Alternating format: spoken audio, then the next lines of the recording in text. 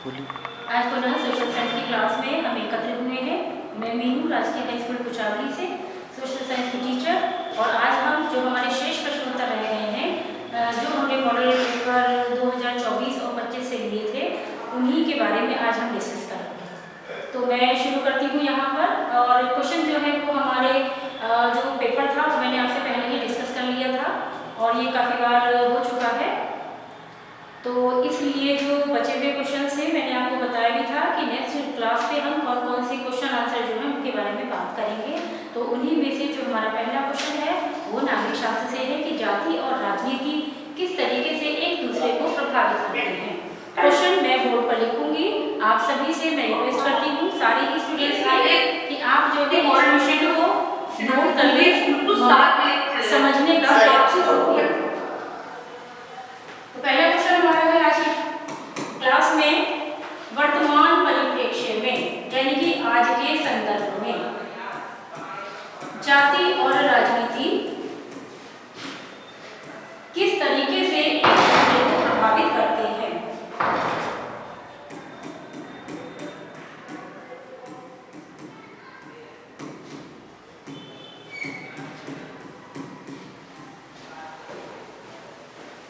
एवं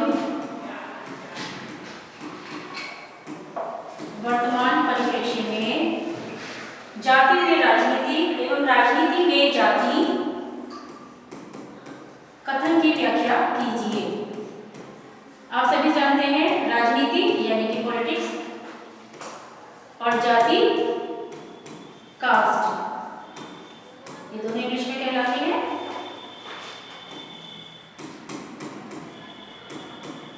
short question है चूंकि ये, तो आंसर भी जो है इतना शॉर्ट में रहेगा। मैं कोशिश करूंगी आज ये मॉडल पेपर हमारा कंप्लीट हो जाए। तो जो पहली बात है वो मैं आपसे यही पहली बात कहूंगी कि इसके अंतर्गत हमको ये प्रकाश डालना है कि जाति में राजनीति किस तरीके से इम्पोर्टेंट है। विभिन्न राजनीतिक दल होते हैं और उन विभिन्न राजनीतिक दलों में विभिन्न जातियों के लोग शामिल होते हैं।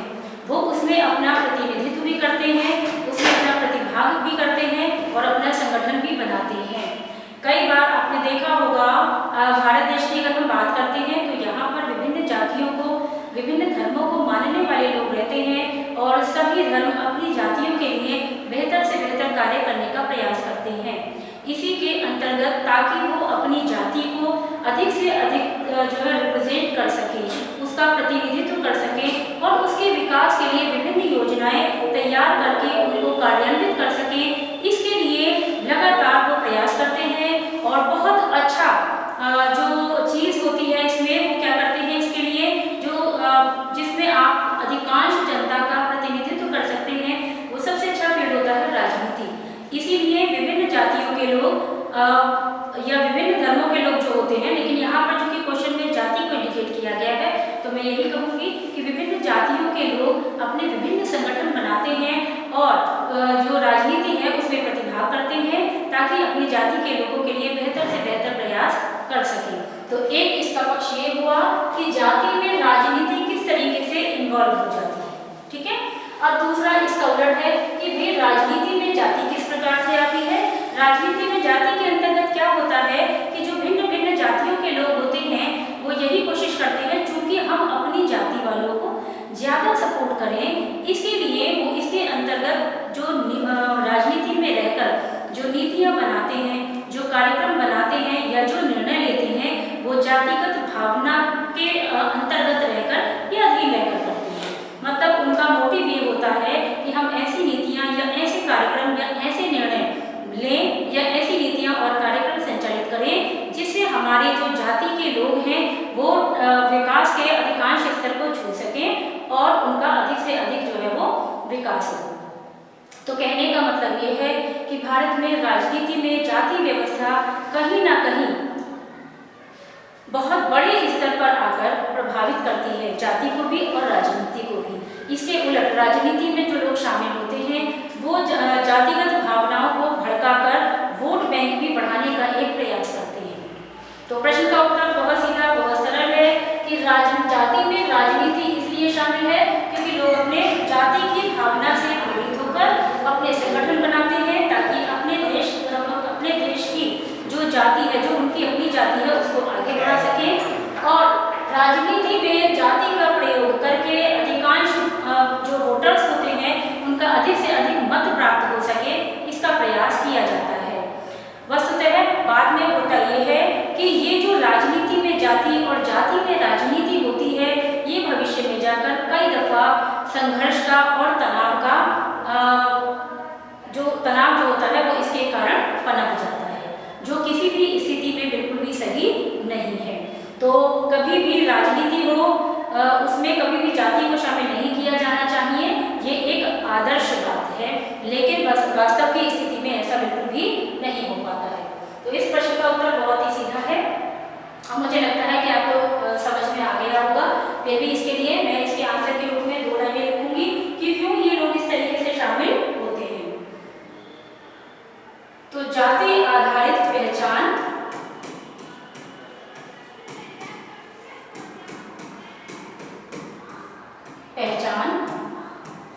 क्या करेगी? अपना संगठन बनाएगी। जाति आधारित पहचान संगठन और राजनीतिक गतिविधियों को प्रभावित करती है।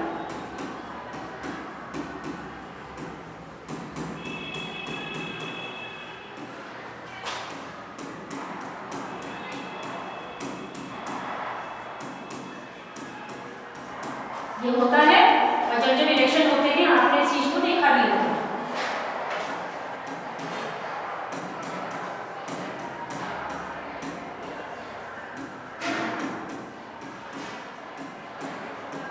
दूसरा है आपका, ये पहला पॉइंट हुआ, और दूसरा ये किस पर प्रेजेंट कर रहा है? जाति में राजनीति को। और जो दूसरा है, जो मैं दूसरी लाइन लिखूंगी वो प्रेजेंट करेगी आपका कि राजनीति में जाति किस प्रकार से है।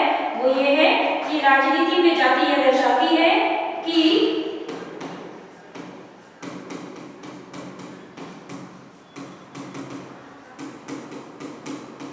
यह दर्शाती है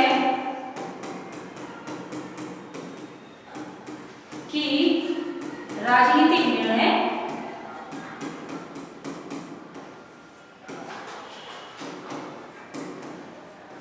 और नीतियां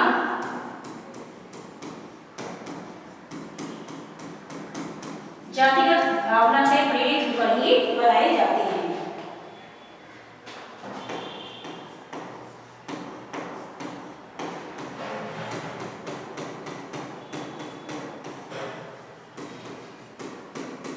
से प्रेरित होते हैं, इसको हम इस तरीके से भी लिख सकते हैं।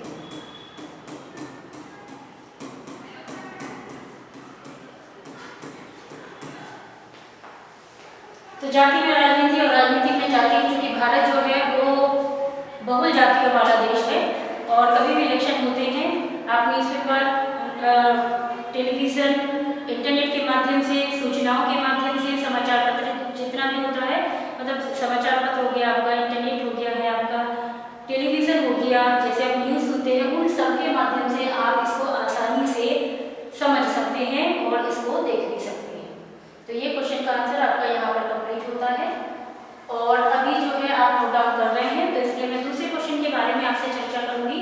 जो हमारा दूसरा प्रश्न है वो है कि आर्थिक विकास के लिए ऊर्जा एक महत्वपूर्ण आवश्यकता है। इसके कोई 2 कारण लिखिए कि आर्थिक विकास के लिए ऊर्जा जो है वो एक महत्वपूर्ण आवश्यकता है।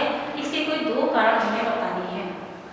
तो अभी जो है मैं इसको यहाँ से रिमूव कर देती हूँ और हम अब चलेंगे अगले प्रश्न की तरफ। बच्चों, बोर्ड के एग्जाम्स जो हैं वो निकट हैं, बहुत ही निकट हैं।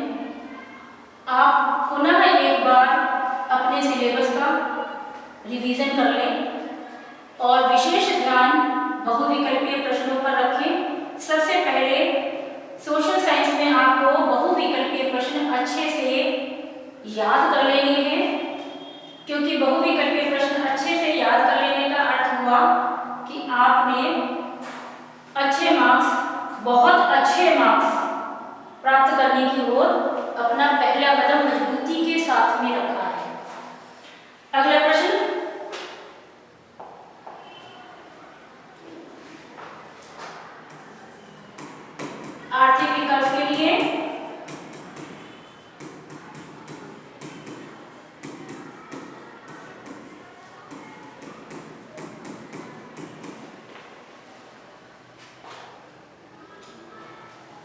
ऊर्जा एक मूलभूत आवश्यकता है।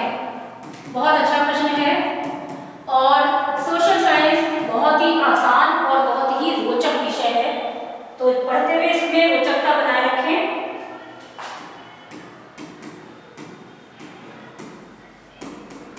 ये वो चीजें हैं जो रोजमर्रा में आपसे कनेक्ट होती हैं दूसरे विषयों के बनिस्बत।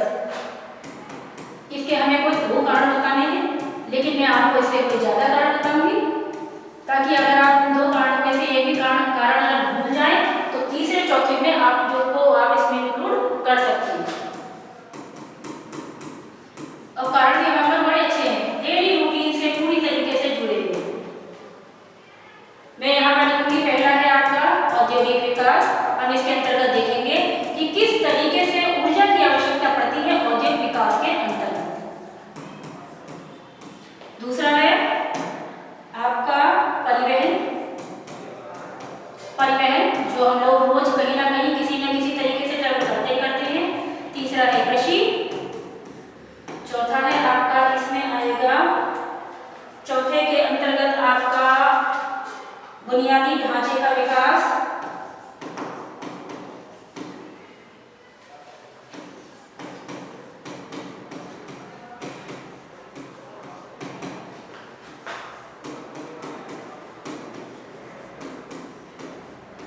और इसके बाद में जो है हमारा अगला वो आता है जीवन की गुणवत्ता।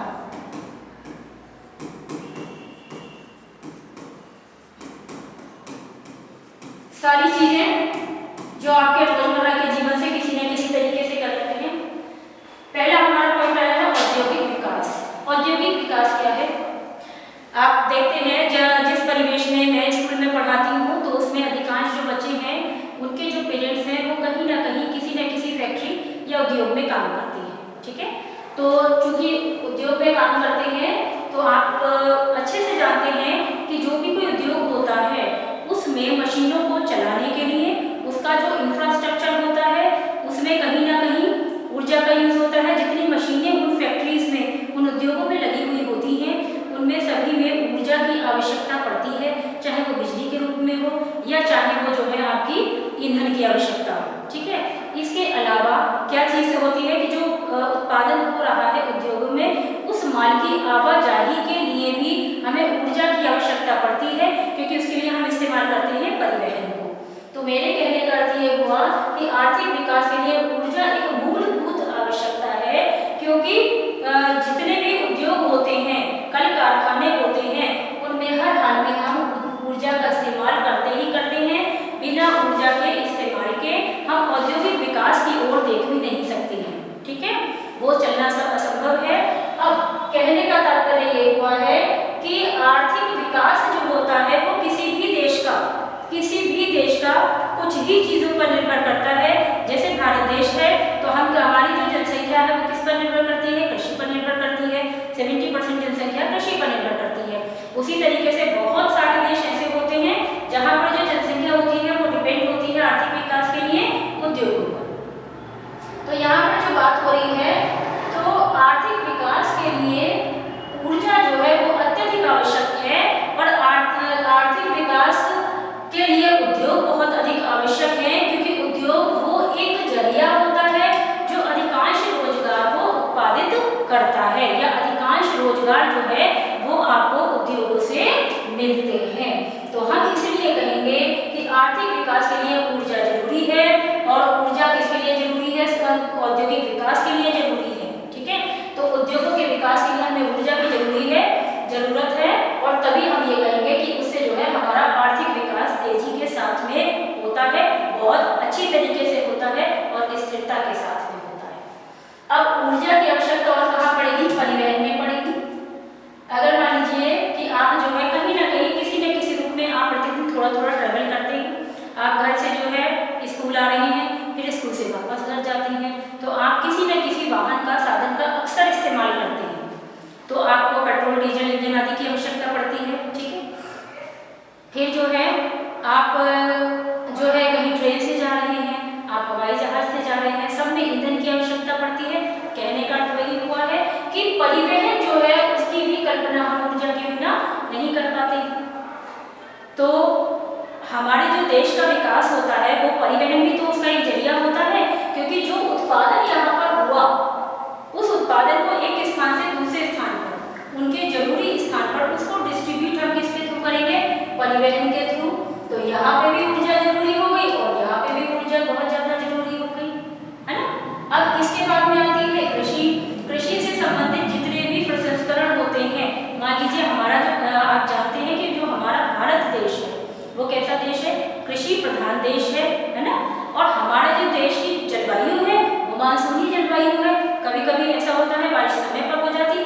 कभी कभी बारिश बिल्कुल भी समय पर नहीं होती, तो ऐसे में वहाँ पर सिंचाई की आवश्यकता पड़ती है और फसल को उगाने के लिए सही तरीके से उसका प्रॉपर तरीके से उसकी देखभाल बहुत जरूरी है। तो एक पॉइंट हमारा क्या आ गया इसमें, सिंचाई।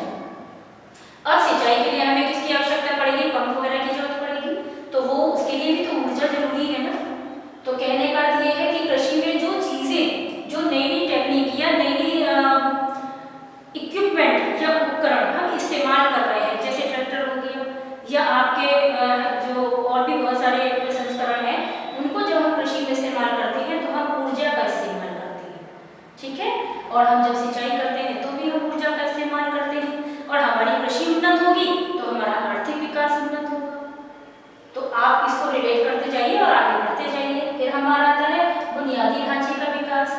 आज भारत देश में आप देखते हैं आपकी पुराने से लेके आज तक हमारे देशों में बहुत मतलब जितनी भी इमारतें आदि बनी हुई हैं, पुल बने हुए हैं, बड़े बड़े रेलगाड़ी की प्लेट्स जो डली हुई है ना, तो रेल की जो पटरियां डली हुई हैं, वो सब किसके कारण संभव हो सका है, एक तो टेक्नोलॉजी और दूसरा क्या कारण है, इसमें हम किसका इस्तेमाल करते हैं, ऊर्जा का इस्तेमाल करते हैं। अगर हम मान लीजिए कि घर का जो है ये लेंटर ही डालना है तो लोहे का जाल बनता है, लोहे का जाल बनने का तो कहीं ना कहीं तो हम जो है उसमें बहुत सारी चीजें मतलब इस्तेमाल करते हैं, या घर है हमारे, है ना, तो घरों में भी हम क्या करते हैं, बहुत सारी चीजें ऐसी इस्तेमाल करते हैं जो जरूरी होती है।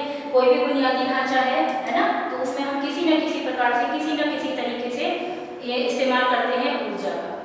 तो एक ये हो गया। अब हमारे आगे जीवन की गुणवत्ता, क्या हमारे जीवन की गुणवत्ता ऊर्जा पर निर्भर करती है? हाँ बिल्कुल करती है। बहुत सारे प्रोडक्ट जो हम दिन भर की लाइफ में अपने इस्तेमाल करते हैं, जिसने हमारे जीवन को न केवल आरामदायक बनाया है, उन्नत बनाया है, बल्कि जो है उसका डेवलपमेंट के उच्चतम स्तर को हमने उसके कारण छुआ है, वो क्या है? ऊर्जा। ऊर्जा के कारण ही हमारे जीवन में गुणवत्ता आई है। अभी मान लीजिए कि पहले हम सिलबट्टे से जो है मसाला पीसते थे, आज के टाइम में क्या है, हमने मिक्सी चलाई, मसाला पीस दिया हमारा, हमें गर्मी लग रही है तो पंखा चला दिया, हमको जो है क्या कहते हैं आपके सर्दी लग रही है तो हीटर चला दिया। तो हम अपने दैनिक जीवन में भी बहुत सारी ऐसी चीज़ें हैं जिसके लिए ऊर्जा पर निर्भर करती है। तो प्रश्न का हमारा, फिर मैं वापस आपको प्रश्न की ओर ले चलूंगी। ये मेरी शायद बहुत खराब आदत है, मैं कोशिश करती हूँ, क्योंकि कई बार ऐसा होता है बच्चे को प्रश्न का उत्तर तो याद रह जाता है, लेकिन वो प्रश्न भूल जाता है कि वह ये कौन से प्रश्न का उत्तर था। तो प्रश्न हमारा है, क्या आर्थिक विकास के लिए ऊर्जा एक मूलभूत आवश्यकता है? इसके कोई दो कारण बताइए। हाँ बिल्कुल आवश्यक है, मैं रिपीट करूंगी। औद्योगिक विकास के लिए, क्योंकि किसी भी तरीके का औद्योगिक विकास जो है वो ऊर्जा के बिना संभव नहीं है। दूसरा परिवहन, परिवहन जो है चाहे हम ट्रेन से ट्रेवल करते हैं, एरोप्लेन से करते हैं, या बस से करते हैं, ऑटो रिक्शा से करते हैं, या बाइक से करते हैं, सब में हम ऊर्जा का इस्तेमाल करते हैं। और परिवहन जो है वो किसी भी देश की अर्थव्यवस्था की रीढ़ है, क्योंकि जो माल तैयार हो रहा है या खेती जो हो रही है हमारी, खेती का जो उत्पादन यानी कि जो फसलें हैं उनको भी तो एक स्थान से दूसरे स्थान पर हम किसके माध्यम से लेके जाते हैं? आपके ऊर्जा में कहीं ना कहीं जिन साधनों का हम यूज करते हैं, उन साधनों में कहीं ना कहीं हम ऊर्जा का बेहतरीन इस्तेमाल कर रहे होते हैं। फिर बुनियादी ढांचे का मैंने आपको विकास के बारे में बताया कि जितने भी आप इम्पोर्टेंट इमारतें, रेल, जितने भी पुलों का निर्माण आदि देखेंगे, उसमें भी हम ऊर्जा का इस्तेमाल करते ही करते हैं। फिर हमारा अगला पॉइंट है कि जीवन की गुणवत्ता।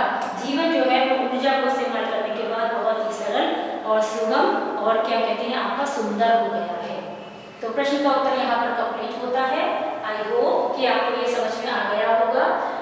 इसके अलावा भी अगर आप बहुत ज़्यादा डिस्क्राइब नहीं कर रहे हैं तो इन पांचों पॉइंट्स को आप याद रखेंगे, और याद रखने के बाद इससे संबंधित दो लाइनें कि किस तरीके से ये डिपेंड कर रहे हैं ऊर्जा पर, आपको लिखनी है।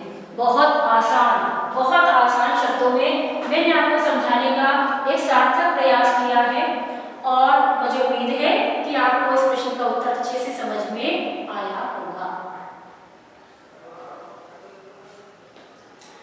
इसके बाद में हम चलेंगे अपने अगले प्रश्न की ओर। ये हमारे शॉर्ट क्वेश्चन आंसर चल रहे हैं।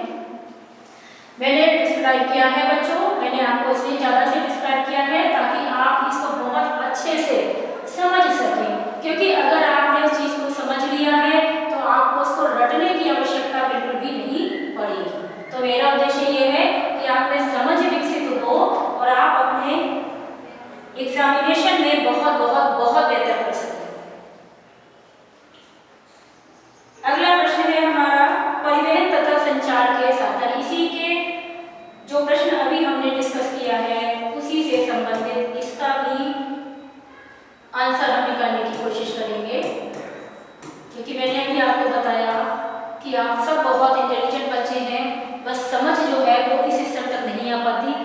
मेरी कोशिश रहेगी कि आप में समझ विकसित हो जाए, ताकि आप बहुत ज़्यादा याद करने के प्रेशर से बचें। याद तो आप कर ही लेंगे। परिवहन तथा संचार के साधन क्या किसी देश की जीवन रेखा कही जा सकते हैं?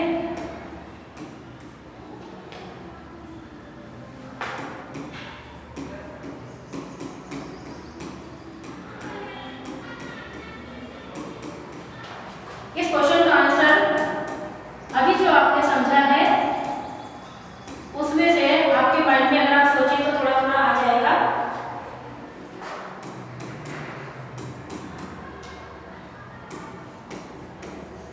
ये एक बिल्कुल श्रृंखला की तरह है।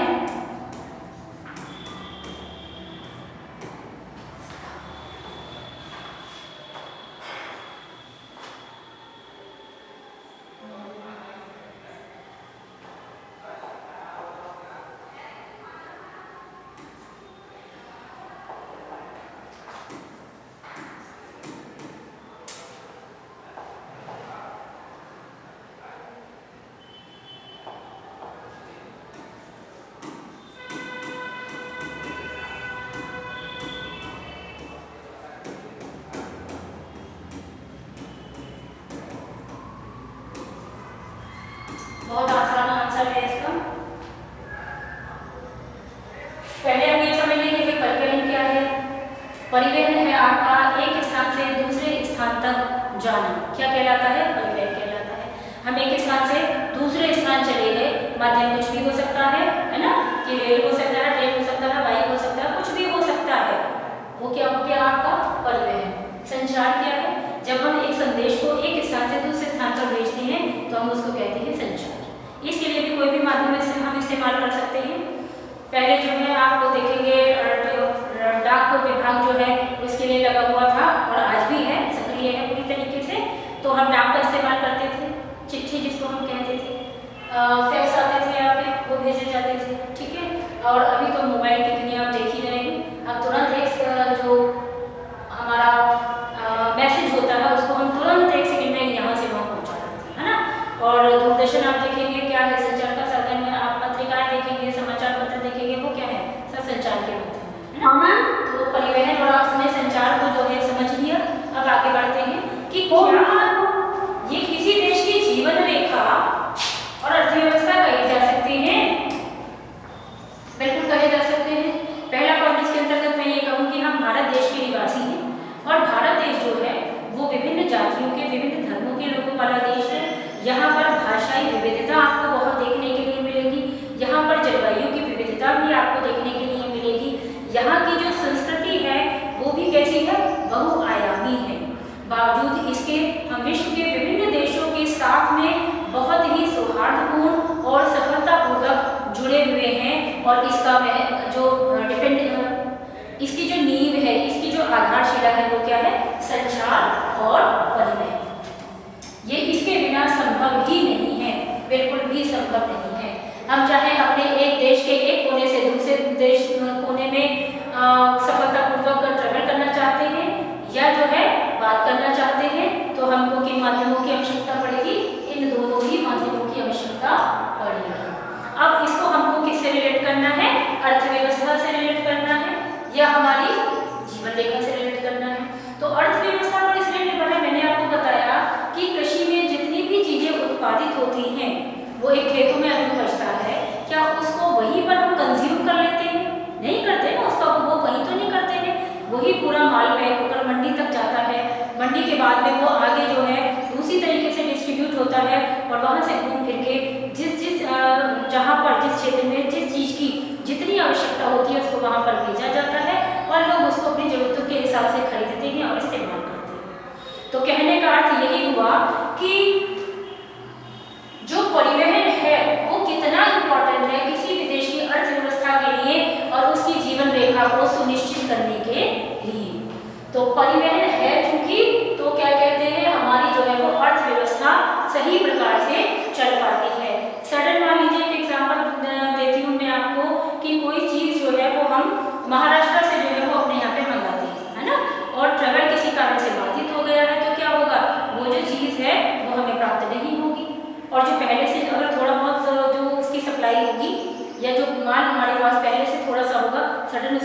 जाती है। क्यों बढ़ जाती है? क्योंकि परिवहन जो है वो हमारा क्या हो गया है, डिस्टर्ब हो गया है। तो अर्थव्यवस्था को परिवहन की जो व्यवस्था होती है वो पूरी तरीके से क्या करती है, उस पर निर्भर करती है। अब फैक्ट्रीज में, उद्योगों में, अभी पहले प्रश्न में भी मैंने आपसे डिस्कस किया था, जो भी माल तैयार होता है उसकी पैकेजिंग भी होती है, वो दूसरी जगह भी जाता है ना, और फिर उसके बाद में वो जनता के पास विभिन्न प्रक्रियाओं के बाद पहुंचता है। तो ये प्रक्रिया इतनी आसान नहीं होती, इसमें भी किसका सहारा लिया जाता है? परिवहन का सहारा लिया जाता है, क्योंकि माल को ढोने के लिए हम विभिन्न जो चीज़ें होती हैं, साधन होते हैं, उनका इस्तेमाल करते हैं। तो देश के लिए उत्पादन बहुत ज़्यादा जरूरी है, उद्योगों का चलना बहुत ज़्यादा जरूरी है, कृषि बहुत ज़्यादा जरूरी है, और अर्थव्यवस्था टिकी हुई है उद्योगों पर और कृषि पर। अधिकांश देशों में इन्हीं पर टिकी है। भारत देश की भी मैं यहाँ पर बात करूंगी कि यहाँ की जो अर्थव्यवस्था है वो इस पर ही टिकी हुई है।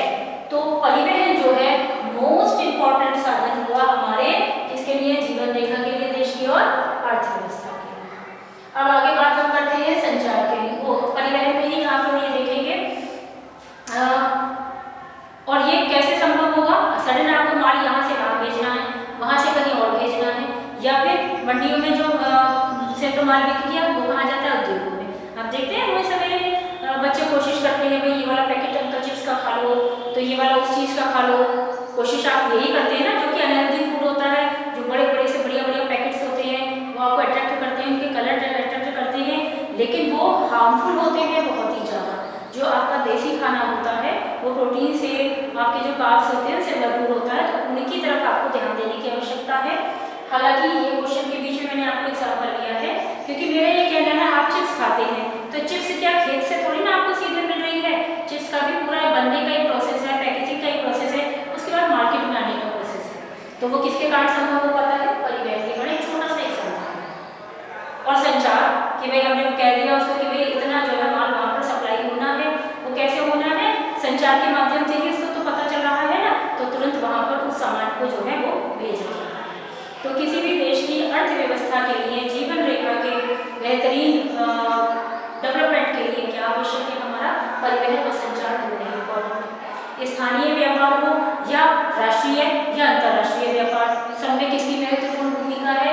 परिवहन और संचार की। उसके बाद में हम यहाँ पर बात करते हैं, मैं वैसे ये भी आपको पॉइंट दिखाने की कोशिश करूंगी कि वस्तुओं और सेवाओं की जो आपूर्ति हो पाती है किसके कारण हो पाती है? परिवहन और संचार के कारण ही वस्तुओं की आपूर्ति हम समय पर कर पाते हैं। और इसके अलावा जो है कि